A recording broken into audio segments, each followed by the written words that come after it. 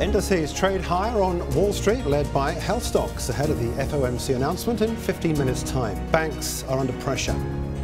The dollar's beginning to show signs of life as we approach the announcement. Bonds also marginally higher. All this as the Fed is widely expected to raise interest rates today. But then where? What will the language tell us about the outlook? Welcome, I'm Jeremy Naylor. This is IGTV, here to help you trade the FOMC announcement and the markets following the release in 15 minutes' time.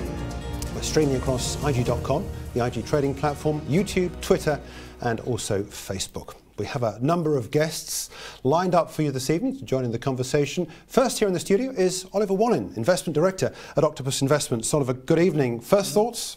Well, for us, the 25 basis point rate rise, that's nailed on, that's a given. For markets, it's all about the language from here, the words used in the statement and in the press conference. OK, we'll be back with Oliver in just a few minutes' time. Also, Chris Beecham, IG Chief Market Analyst. Chris, what's uppermost in your mind? I'd like to see whether they dare any comment on trade wars, very much in the news at the moment, and I think it would be interesting if the Fed decides to venture an opinion on the subject and whether that gets any response from the White House. Yep. Also with us from New York is Daily FX currency analyst Christopher Vecchio. Chris, what are your thoughts on today's announcement? I'm with Oliver and Chris that the language in the policy statement will be the most important thing moving forward. Likewise, I'm concerned about trade. There was an increase in mentions in the beige book in the most recent September print, and they were all negative. We'll see if the Fed wades into this political minefield. Thanks, Chris. Back with Chris Vecchio in just a short while. This show is for you, the trader and the long-term investor. And we brought these guests together for you to help make sense of these markets in the context of decisions like the US rate announcement. It's an interactive show, and for this we invite you to put your questions to our guests. Sending your questions across to us is really easy. Either go to the Slido website or download the Slido app and enter the event code #SEP-FOMC. And then send in your questions and we'll put them to our guests. We already have a number of questions on the Slido app. We'll run our way through those as the evening goes forward. While you're doing that, let's take a look at what's happening in terms of some of the market moves. I want to go first of all with the S&P 500. This is where we are on a daily chart. Just a quick update on where we are in terms of the hourly chart, showing you going into this announcement. A little bit of a pullback as we approach the day's trade, but bearing in mind, the announcement, I beg your pardon, today, we are up from the lows of the session. Just to quickly go back to the daily chart, the S&P is almost exactly 100 points up from where we were at that last point we saw the Fed make a decision on interest rates. That, of course, was no move. That was the 1st of August. But also, let's take a look at where we are in some of the other big moves in the markets at the moment.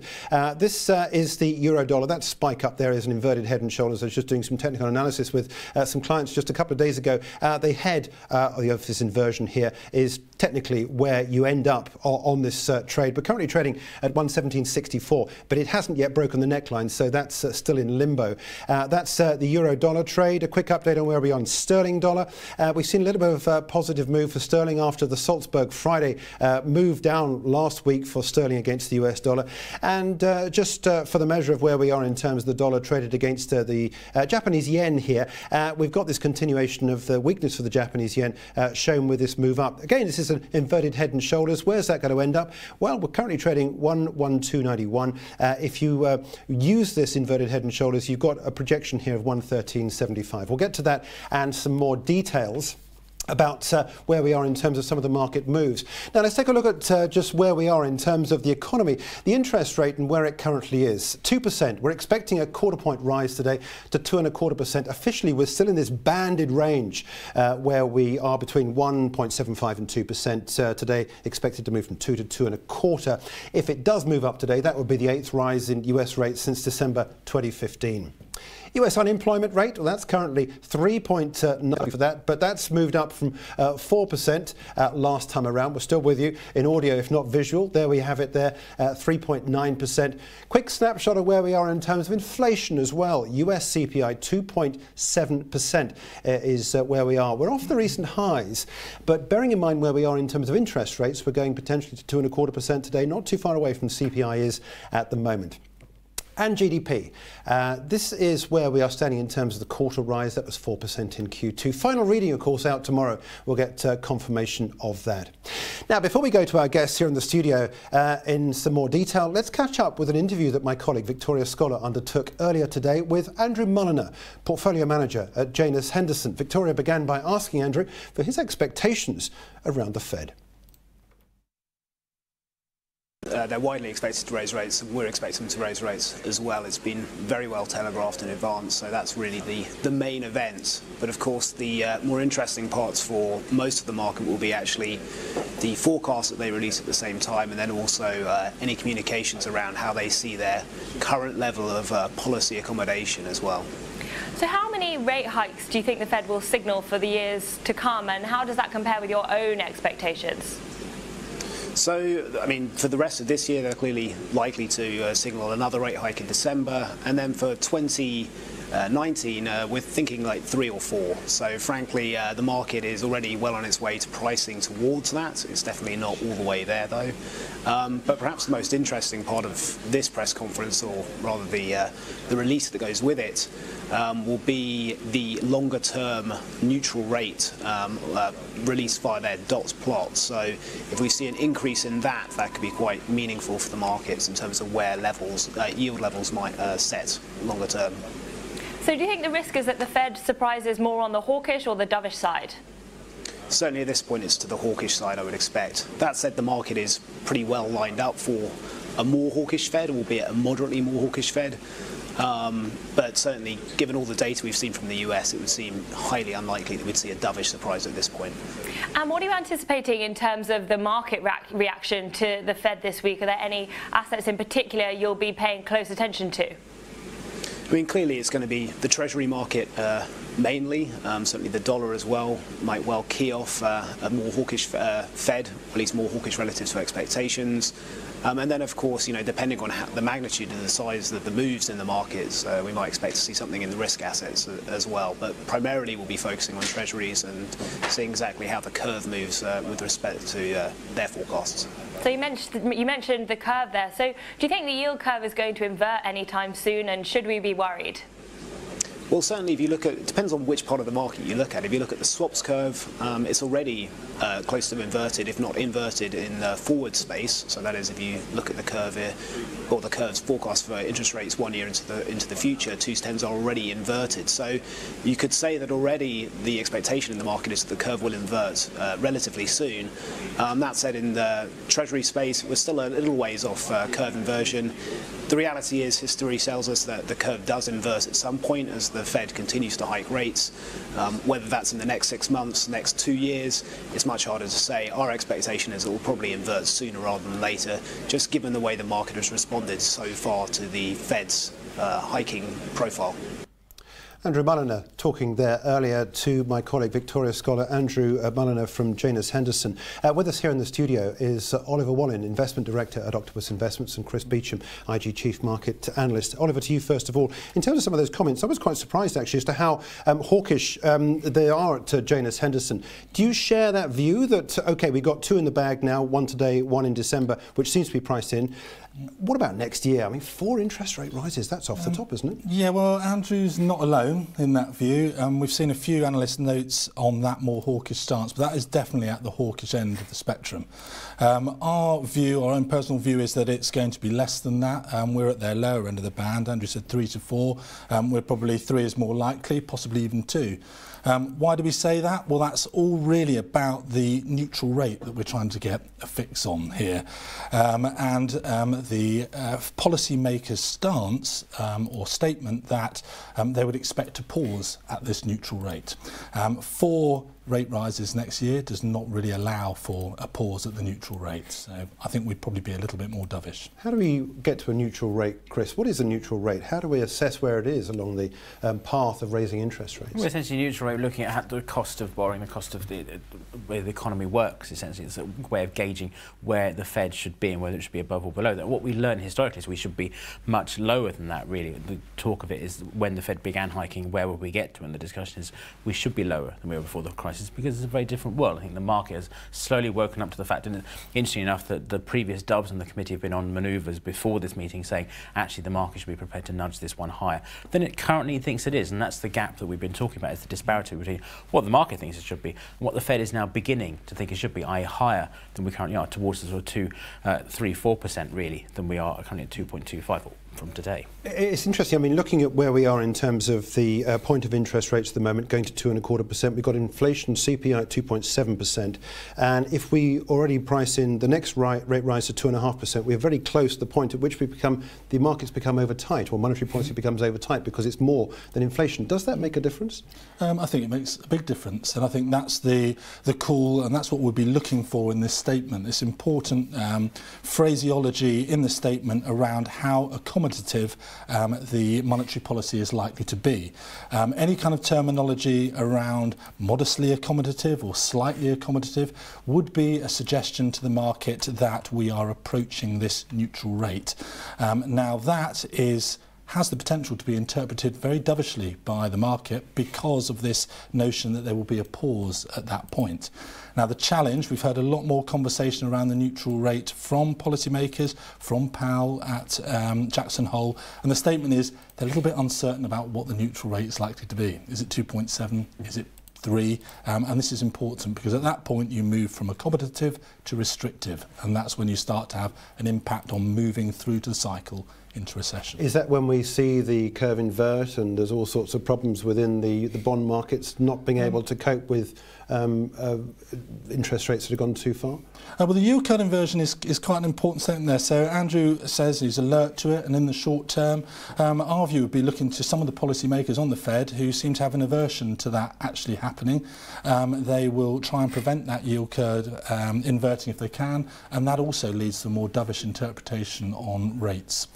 So it's all about the wording here. It's all about that, how much you believe the policymakers' statements prior to this announcement. Yeah, I see in your notes you're looking for slightly, modestly, mildly to be introduced or the term removed entirely. What is it about the language? I mean, why is this so important? Well, first it's just about clues. I mean, when you know in forward guidance that the rates are nailed on, the market has a tendency to look deeper to try and get ahead of what the Fed is actually going to say. This is very important because we're back to this kind of Greenspan notional words, suggestions. It's very, very important. Accommodative suggests that we are away from that neutral rate. Something softer shows us that the Fed is seeing something that we can't, and they are making adjustments accordingly and preparing the market for it. Now, they have, and Powell will be very conscious of the dovish interpretation. They will certainly want to make the market feel that the rate path is steeper than they're actually currently pricing in. Chris, going to the markets, I mean, I showed the euro-dollar trade just a few moments ago. I want to bring up the dollar basket because why, and we get this question a lot, I know you get it as running client seminars, why is the dollar not making more of this? Why is the dollar not racing away with things, bearing in mind, okay, as Oliver was saying, possibly 2 interest rate rises next year. If you're Janus Henderson's side, it could be 4. Why is the dollar not so much higher than it is at the moment? Well, there's still relatively gradual rate increase for starters. We're not getting carried away on the button at this point. So remember, it's an old cliche, but it has an element of truth to it. The markets are forward looking, and the story that the Fed is hiking is a very old story. Now, this is not new information for the markets, for anyone. People should realise this. When we talk about the ECB, or even heaven forfend the Bank of England post-August, talking about maybe raising rates in the future is enough to cause a reassessment and enough to drive euro-dollar higher. But with the dollar, it's a case of we already knew that. The new information potentially comes from today, as we were saying, with the change to the language, the change to the dot plot potentially. That's the interesting thing to look at. That would give the dollar a bit of a lift. Also, everyone was already long the dollar at this point. We were heavily short the dollar, markets generally, back at the end of 2017, into the beginning of 2018, and now people have changed to buying it. And that's what we've been talking about. That's what's been driving the US dollar higher. And that has eased off slightly, if you like. Not everyone's bought the dollar, but people who have bought the dollar have been going to already. And that's the reason why we've seen that just the momentum ease off slightly. This is euro dollar, Chris. We're currently trading 117.64. If we get hawkish language, where should we see this trade? I mean, we've got some resistance just ahead of ourselves at 117.99. Bearing in mind, if you get dollar strength here, this chart will go down. Yeah, and if we do get dollar weakness, we will send this one going higher. So it's a key one, really. Now, 118 to 118.50 has been a huge area for euro dollar since the beginning of June. Every time we've been up here, we've been knocked back again. So we're watching that, crossing that no man's land for the next 50 points or so. And if you can get a close above that, that would be the thing we're looking for. So today, you might get that with dollar weakness. Alternatively, with dollar strength, you see a revival of the downward move from April onwards, and we're looking back down towards 113. Yeah. Okay, gents, look, back with you in just a few moments' time. I just want to quickly bring up a chart here of the euro dollar. We are going into the announcement, and as we speak, we should be getting the details coming through in a matter of seconds. Goodness, there's lots of headlines coming through. Raises target interest rate to a range of 2 to 2.25%. Still sees one more rate increase this year. No surprises there. Removes from the policy statement description of monetary policies remaining accommodative. It removes the accommodative word. Faster growth next year in the new economic projections compared with June economic projections. I've got no details for you on that at the moment. But the Fed sees faster economic growth this year and slightly faster growth next year in new economic projections compared to the previous projections back in June. This is a meeting at which there's a press conference in case you get these details coming through in terms of the economy. The Fed sets interest rate paid on, I won't cover that headline, that's a bit of housekeeping. It repeats the risks to the economy. They appear roughly balanced, and that further gradual increases in Fed funds rate will be consistent with sustained economic expansion, strong jobs market, and the inflation objective. This is, as we're looking at this, euro dollar. So as we were saying, this has come to pass. This is a slightly weaker US dollar, although that being said, now in this minute by minute chart, you can see it just punching a little bit lower. There is nothing here that necessarily, I think, sticks out and things that are looking anything other than what we were expecting in terms of some of the moves. This is the S&P 500. Let's bring up a minute by minute chart on this as well, just to get an idea as to what it's doing. We've seen a new, well, this is our new high for today. This is a minute by minute. So you've got this punch higher at the moment in terms of equities. This is the hour by hour chart. You can see not quite as high as that record high we saw at 29.40 back at the back end of last week. So a little bit of a move higher. In amongst some of the other headlines that we've got here, dollar's also down against the Japanese yen that we've seen. And again, in terms of the daily chart, you can't see too much of a move on that. Other headlines, I'm trying to pick up on some more of these headlines that we've got. Looks almost certain that the Fed's going to go for an interest rate rise come December as well.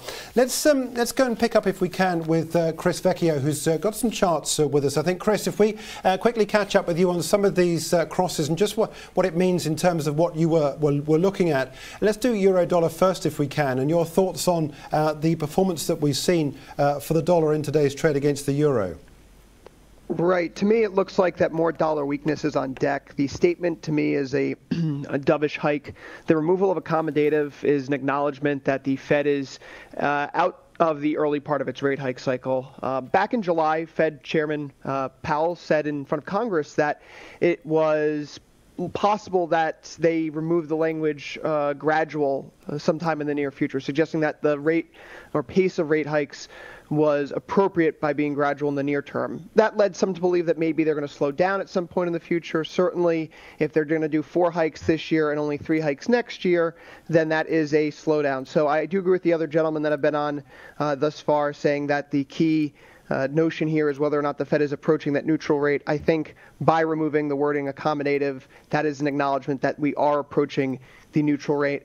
A dovish hike doesn't leave the dollar on good footing. We already have a December rate hike priced in. Going into today, that was a 72% chance.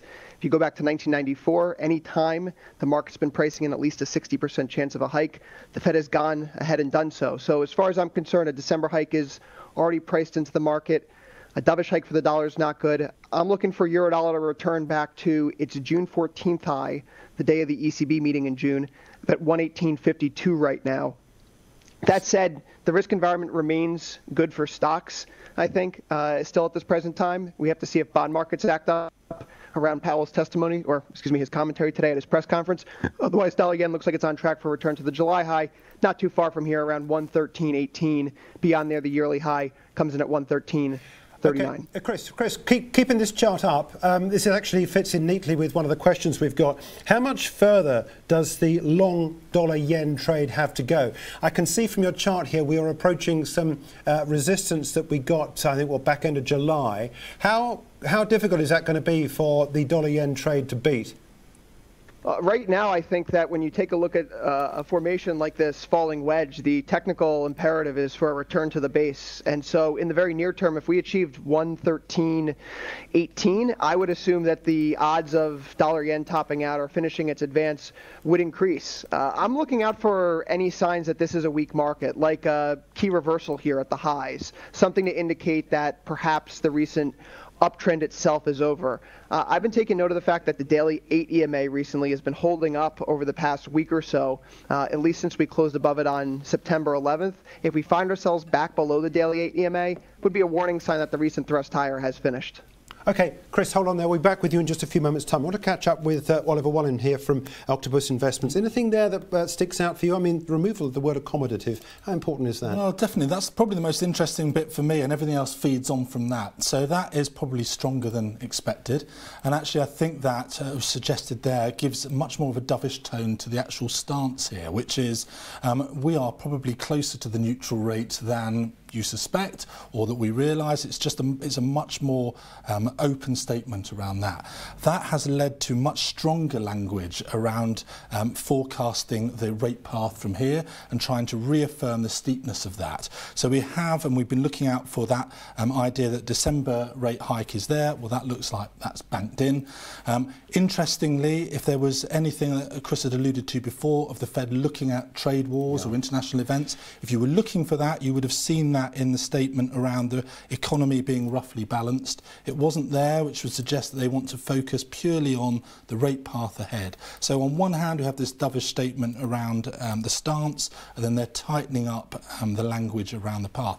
Let's not forget the path is still on this sort of trajectory that's been mapped out already. So dovish interpretation from market, but we'll still remember that rates are going up.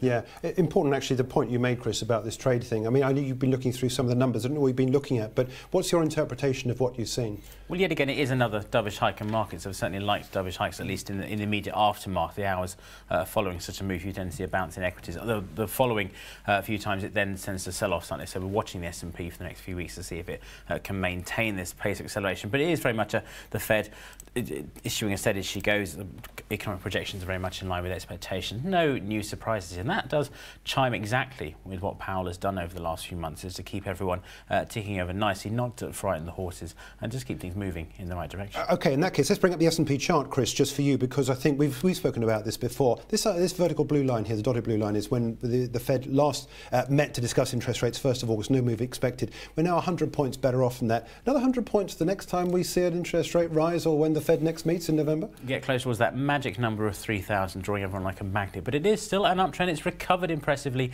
since those February lows. And we talk about the reasons why this market should keep going up, and earnings growth is at the forefront of that. We see very strong earnings growth across the board for the US markets, outpacing many others. And there's a big question about how far can this divergence go. But at the moment, the Fed is raising. And if you look at historical periods when the Fed raised rates, the markets also continue to do well, because remember, you raise rates in an improving economy. Yeah, okay. Let's, Chris, I don't know if you could, there's a dot plot I know I wanted to get your thoughts on in just a minute. I don't know whether or not you've got that to find out whether or not the dot plot has changed that much. But let's bring it back to Oliver and talk about this trade business again, because I know this is something you've been looking at. Do you want to talk about dot plot? There's a dot plot there, Chris. You've got... Yeah, we certainly see that if you're looking, we had the one before 2020, now we get 2021, you have seen people nudging up expectations towards that 4%. But if you look at where the Fed thought it would be a few years ago, they thought the long-term rate would be 4% rather. Maybe we're now headed lower. So there are a few outlier hawks on the committee at this point in time. Yeah. Any comment on that? Well, only that I think that's kind of as expected. The 2021 expectations is what we're kind of looking towards to see where the path goes from there. really need to have a bit more of a study of that, can't really see from here. No. Okay. Well, let's get back to this trade business, because it is important. There's still no agreement on NAFTA with Canada. Canada is in discussions with China, which is going to cause further problems for Trump. What is the impact on the Fed of all this? I mean, we've got an additional $200 billion worth of tariffs going on, dollars worth of Chinese goods. China's put 60 billion worth of tariffs on US goods. It's getting to be a real mess. Yep. Ultimately, if this starts to speed up, is this not going to derail any of the dot plot, any of the Fed's intentions, and what the markets are expecting from the Fed? Well, there's a lot going on. There's a lot of potential for that, I guess. We were looking at it really for an acknowledgement of what was going on the international stage. Now, we have seen, particularly with Janet Lennon, the Fed has a very domestic agenda, and that has been reaffirmed in the statement today. The Fed also has form on keeping one eye out on global growth and the effect that being the only country to be raising rates and strengthening their currency is an issue. Now, concerns around trade wars does have the potential to soften that rate rise. They are going to need to be a little bit more accommodative. By excluding that completely, which is not wholly unexpected, it is keeping everybody's mind focused on rates and moving on from here. Now, trade war does look like it's escalating. It does look like it's getting a little bit out of hand. It's going to take a lot longer to unwind than possibly we thought initially. The hope is that ultimately you get to a point where some resolution can be found, but we seem to be far from that point now. And I guess really the Fed will be looking for not this first phase of impact, but the second phase, trying to look through what's happening with the oil price and look more towards how trade wars might impact, because it's very difficult to gauge how much of an impact it's going to have on the domestic economy. Yeah, okay. Hopefully for the person that put a question in for that, it answered the question, will the Fed's rate path be altered by the trade wars? I just want to go back to Chris Vecchio, if we can, in New York. And Chris, there's some other interesting questions that have come through. Dollar CAD is one of them. I've now lost this, but let me just quickly tell you. Yes, the highest in a week. Where next for dollar CAD? This is interesting, if for no other reason other than the subject we've just been talking about, and that is, of course, this deal, NAFTA, the North Atlantic trade deal that Canada and the US had. There's still no agreement there. What are your thoughts in terms of some of the technicals around dollar CAD? Dollar CAD has been looking for an excuse to go lower the last several months. Part of that is the Bank of Canada has seen its rate expectations for the end of this year pulled forward. They've been more or less staying on hold for parts of this year because of the NAFTA negotiations. That seems to be the big overhang on the Canadian economy right now.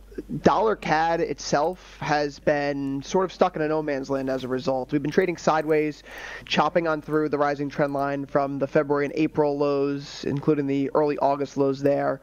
We made a breakdown through that trend line, but found no sort of direction. Our previous attempts to get back through the bullish outside engulfing bar on June 14th have found no follow through either. So to say that this is a market that's ready to spill over, we just can't fully agree there, although the technical momentum indicators, MACD stochastics, are certainly pointing more negative.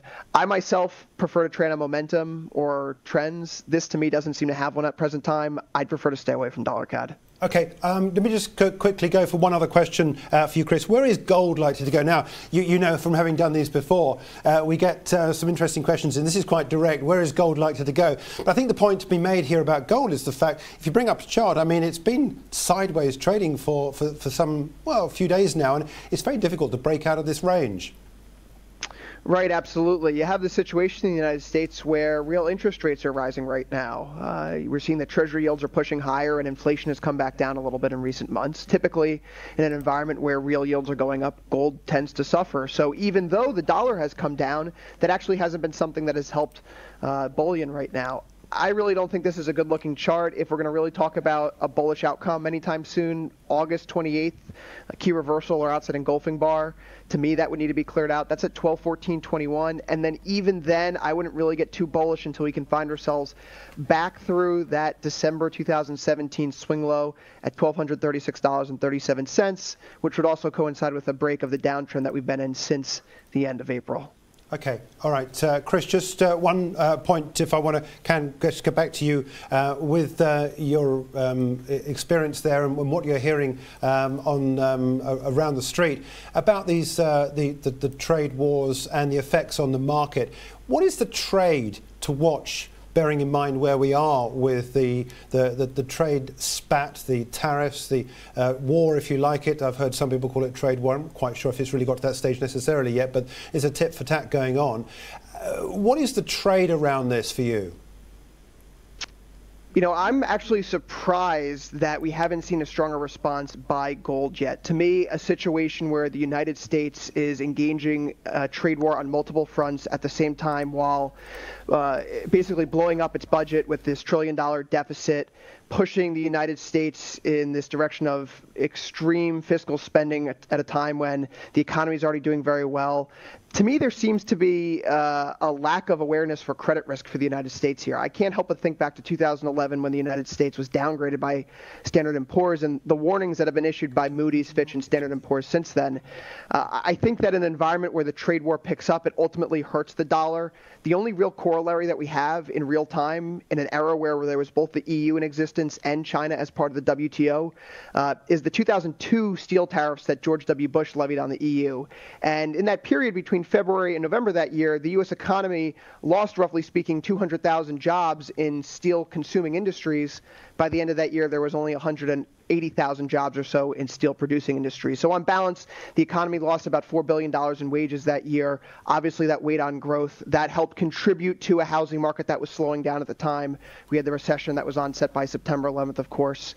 And so this really isn't a good situation for the U.S. economy. We're kind of in this state of blissful ignorance right now, but we're already seeing in the PMI readings in the Beige Book that the tariffs are starting to have an impact on manufacturers. Costs are going up. It's a ticking time bomb. It's only a matter of time before it rolls over and hits stocks and companies' profitability as they're forced to either raise prices or eat the costs down the line. I think that stock markets look particularly vulnerable as we're in an environment where, we're in an environment where we have this trade war and the Fed raising rates. Even though earnings are doing well, a lot of it's boosted by the tax buybacks over the last few months, and we know that we're kind of running out of runway here probably in the next 3 to 6 months. Okay. Chris, thanks indeed for joining us. Chris Vecchio from Daily FX in New York. Let's come back in here into the studio and go with more of these questions. If you still want to send in questions, you can do using the Slido app, and the event code is #SEP-FOMC. I think we've got a full screen graphic we can just bring up just to remind you of how you can launch into the question panel with us. Let's go through some more of these questions for this. What do you think is we're moving outside from the Fed here. What's a good approach from the ECB on this matter? We've got interest rate rises in the States, and there's a big disparity now between what's happening on this side of the Atlantic.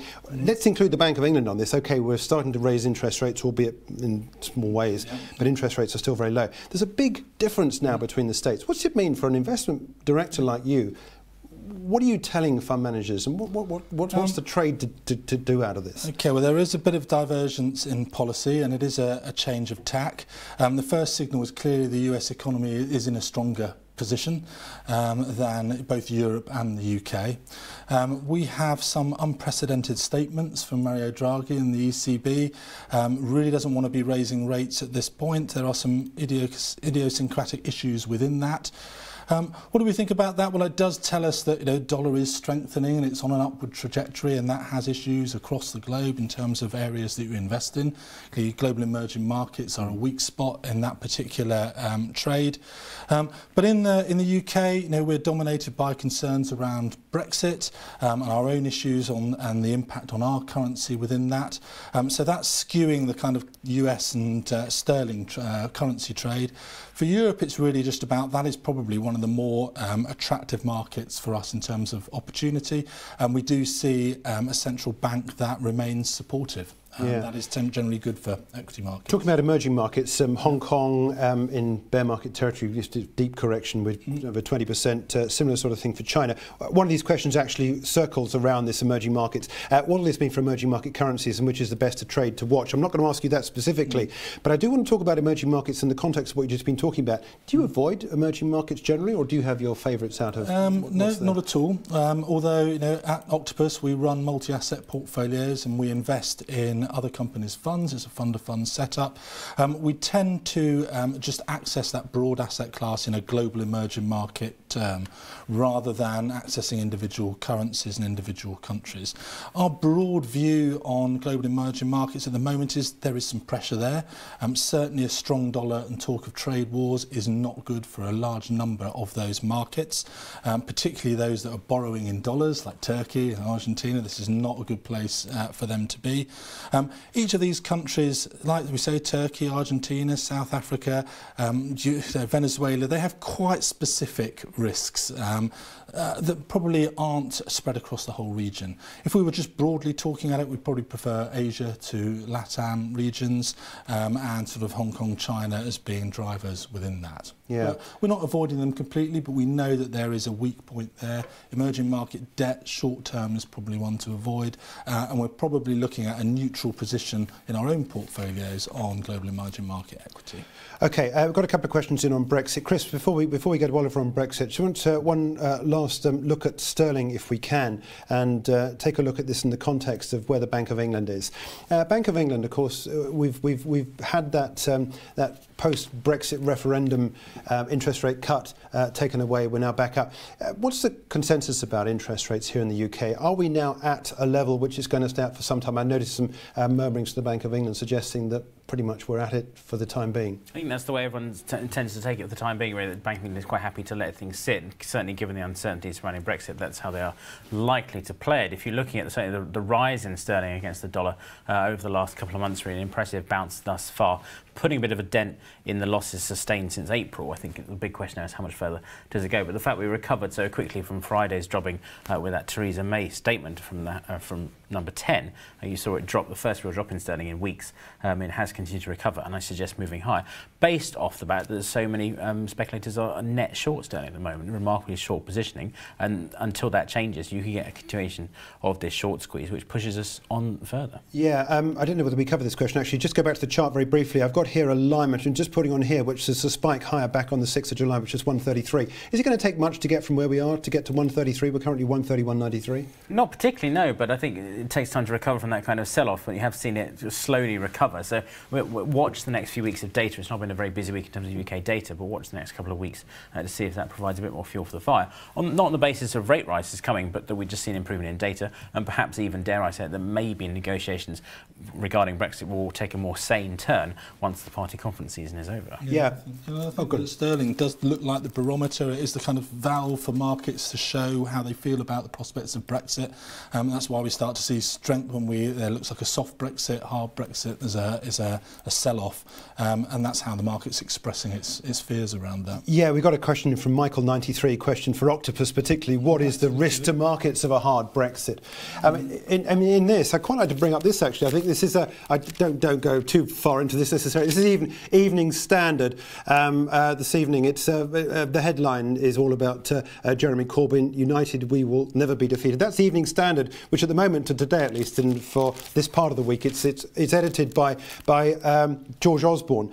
I mean, this is one of the big risks, isn't it? Brexit is one of them, and for the people I'm talking to in the city, Jeremy Corbyn government is equally a bad thing for. Well, it's kind of rock and a hard place, isn't it? Yeah, it is. And there's a lot of uncertainty across both. I mean, we're seeing a little bit more from the party conference about where they want to take policy, where they want to move to, they're exploiting the Brexit stance at the moment. It's all uncertainty. Yeah. I think, for the whole thing is we don't really know what hard Brexit looks like or how likely it is. There's a hope, maybe a suspicion that the European Union and the UK will just kick this can down the road for a little longer, and that will be received better by markets, but there will still be a lot of uncertainty there.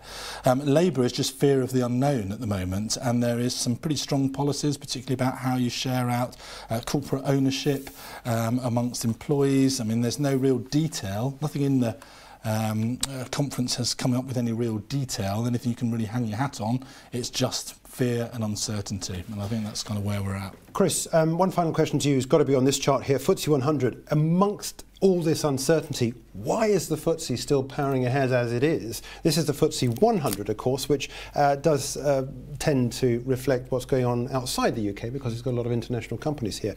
Would you trade this long up into 79.03, another record high? Over the longer term, yes. You're heading into a very strong period. If regular charting the markets watchers will know that I go on about this tediously, but Q4 is a very strong period for indices. The FTSE's, yes, it has taken a drubbing since May, but it rallied strongly from March. Admittedly, the sterling discount is not what it was a few weeks ago, but I think fundamentally, if you're looking at an index that tracks so much of the outside world with those mining companies, oil a big winner this week, of course, I would think we see over the longer term further gains for this index. It will be a rough ride. It's not the easy progression you see in the US, but I would expect it. The magic 8,000 level is one that we will hit in due course, if you ask me. Yeah, OK. Oliver, just to wrap it up for you, I'll get back to the Fed in just quickly, but I just want to ask you one question. We're coming to the back end of the third quarter. What are you doing about approaching the fourth quarter? How are you approaching it in terms of the markets? Are you heavily invested? Well, I mean, our job is to try and be as fully invested as possible, but we are approaching this fourth quarter with an element of caution, understandably, given where we are in equity markets, where we are on the geopolitical stage, and where we are with monetary policy in the US. So an element of caution, but we still want to participate in the market upside. We do think there is some upside in US equities in particular. The US economy is picking up the slack in where growth is slowing down elsewhere. We want to be a part of that. Volatility, as has been mentioned, is back in play. It is a case of hold on tight and how far do you want to go, but there is upside from here. We want to participate, but we're cautious, and we want to be sort of near the exit door when things start to unwind. Sectors you like, and when you see that catalyst, whatever that catalyst is, where do you go for safety? OK, so I mean the main sort of trajectory is the movement of the cycle. When you come out of late stage cycle and into recession, that's kind of what all this concern around US monetary policy is, all the interest there. At the moment we're late stage. We are looking at sectors you probably try and avoid at this stage, which would be discretionary spend, consumer, and maybe tech. They've both had a good run. Tech may be boosted by a fiscal stimulus program and tax reform in the US, but that's not really the general trend. And there'll be a preference to less economically sensitive areas. So in there you'll find healthcare, energy, materials and staples, consumer staples. And so we'll be looking for managers to be in that kind of space. Look, it's a pleasure. Thanks indeed for joining us, taking time out of your busy schedule at Octopus Investments. So it's Oliver Wallen from Octopus Investments, where he's investment director. Also joining us around the table is Chris Beecham, the IG Chief Market Analyst, and of course Chris Vecchio as well, joining us through the wonders of technology from New York. That's it for this edition of IG Live. The next Fed meeting is the 8th of November. It just remains for me to once again thank our guests here in the studio and across the water for their participation this evening. If you're watching across the IG network at 7:30 p.m. UK time, you'll be able to take the opening comments from the press conference given by the Federal Reserve with a statement by the Fed Chair Jerome Powell.